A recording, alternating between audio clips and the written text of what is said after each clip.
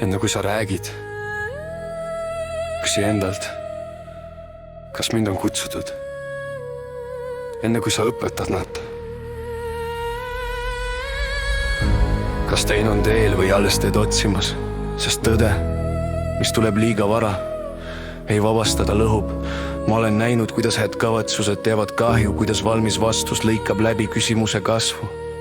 Inimene ei küpse teadmisega, ta küpseb läbi elamise. Kui sa paned vilja suhu enne, kui ta on näljane, siis sa ei toida, sa segad ja segadus näeb välja nagu valgus, aga sees on häbi, ta hakkab mõtlema.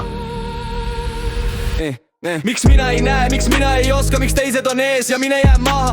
Ja nii kaob usaldus enda vastu, tarkus, mida ei küsida, muutub koormaks. Pühad sõnad, mis pole oodatud, muutavad surveks. See ei ole ärkamine, see on katkestus, ajalugu on seda näinud. Seepärast ei antud vastuseid, seepärast küsiti küsimusi, seepärast oldi vaid, sest õpetaja, kes kirustab, õpetab ennast, mitte teist. Kui sa räägid selleks, et tunda end vajalikuna, siis see pole tenimine, see on hirm.